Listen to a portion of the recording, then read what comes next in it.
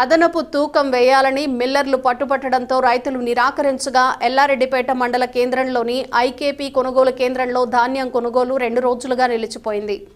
తీవ్ర ఎండల మధ్య నెల రోజులుగా ధాన్యం తెచ్చి వేచి ఉన్న రైతులు తీవ్ర అసహనం వ్యక్తం చేశారు. అధికారులు సూచించిన 42.5 కిలోలు వేయాలని మిల్లర్లు ఒత్తిడి తెస్తున్నారని ఆరోపించారు.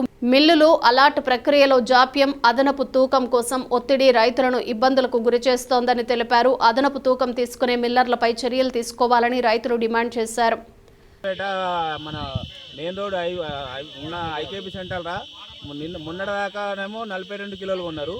ఈరోజు 42 కిలోల 500 గ్రాములు అయితేనే ఉండమని రైస్ మిల్ వాళ్ళు చెప్తారు.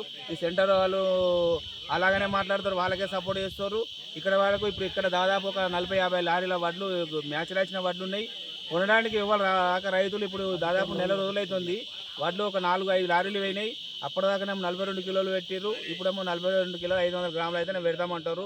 రైతులందరూ ఎంత ఆరుగాలు కష్టపడి ఇంత రోడ్డు మీదకి వచ్చినా కూడా ఎవరు పట్టించుకునే నాదుడే రైతులే దేశానికి వెన్నుముక అంటారు. కానీ ఇక్కడ వచ్చి చూసిన నాయకులే చెప్పిన మాటలకి అధికారులు కానీ అవుతాయి కొనడానికి. ఒక అధికారి కూడా వస్తలేడు, ఎవరు కూడా పట్టించుకోలేదు. చెప్పుడు పేపర్ మట్టుకే చెప్పడం తప్ప కొనడం అయితే జరుగుతలేదు. ఎటు పెట్టినా కానీ ఎవరున్నా కూడా రైతులే నష్టమే జరుగుతుంది తప్ప వాళ్ళకి అధికారులు ఏం నష్టం పోయేది లేదు.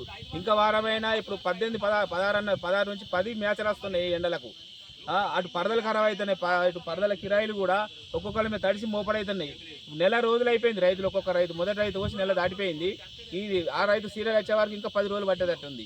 తర్వాత వచ్చిన రైతు ఇంకా నెల దాకా అయినా కంటలు అయ్యేటట్లేదు. ఇక్కడ పరిస్థితి చూస్తే దయచేసి ఎవరు ఉన్నా సరే పార్టీలకు సంబంధం లేకుండా వచ్చి ఇక్కడ రైతులను ఆదుకొని గదే 42 కిలోలు కొంటేనే మేము ఇక్కడ పెడతాము. లేకపోతే రేపు కానీ మొత్తం రోడ్డు మీద ఎక్కి రైతుల వద్ద ధర్నా చేయడానికి సిద్ధంగా ఉన్నాం. కాబట్టి దయచేసి రైతులను చూసి మనసులో పెట్టుకొని 42 కిలోలు కొనాలని మేము కోరుకుంటున్నాం.